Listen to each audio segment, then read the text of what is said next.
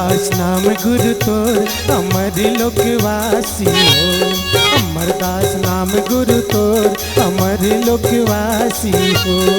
अमरदास नाम गुरु तोर अमर लोकवासी हो। अमरदास नाम गुरु तोर अमर लोकवासी हो। अमर लोग जाहो कहे सब जनता ला जोड़ के, मैना लेके उड़ गए बाबा खाली पिंजरा छोड़ के जिज्ञासी हो। अमरदास नाम गुरु तोर अमर लोकवासी हो। अमरदास नाम गुरु तोर अमर लोकवासी हो।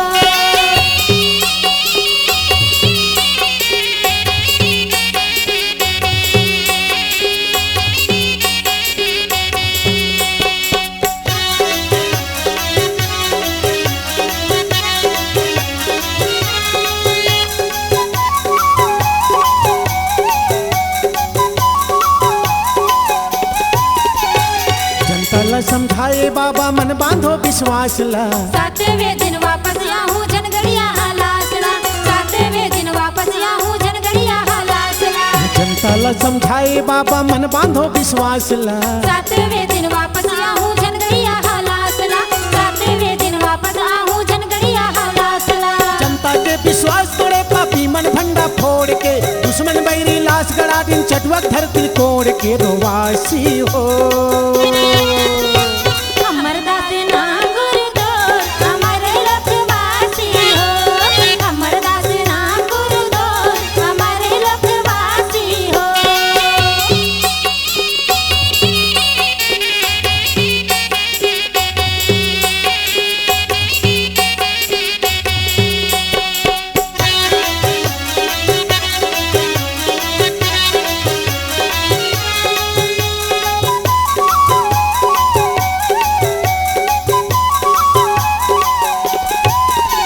सातवें दिन बाबा के हंसा खोजे अपन तन ला। कान में सुने सब मन के होत भौरा कस गुंजनेला। कान में सुने सब मन के होत भौरा कस गुंजनेला। सातवें दिन बाबा के हंसा खोजे अपन तन ला। कान में सुने सब मन के होत भौरा कस गुंजनेला। कान में सुने सब मन के होत भौरा कस गुंजनेला। छाती पीटे माथा फटके थर थर वो सतनामी, बैरी दुश्मन के चाल समझ नहीं पाइन बड़ा यज्ञानी अविनाशी हो। अमरदास नाम गुरु तोर अमर लोकवासी हो। अमरदास नाम गुरु तोर अमर लोकवासी हो।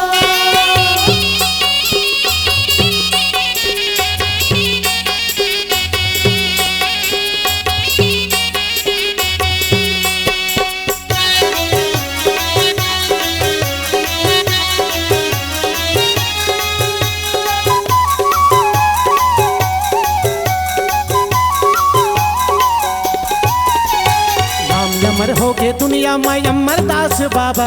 दूध बहे शरीर माता कलयुग के धर्म राजा। दूध बहे शरीर माता कलयुग के धर्म राजा। नाम अमर हो गए दुनिया में अमरदास बाबा। दूध बहे शरीर माता कलयुग के धर्म राजा। दूध बहे शरीर माता कलयुग के धर्म राजा। काम करत धर्म के तोर जननी सफुरा माता, संत शिरोमणि परम पूज्य बाबा जी हर तोर पिता गुरु घासी हो। अमरदास नाम गुरु तोर अमर लोकवासी हो।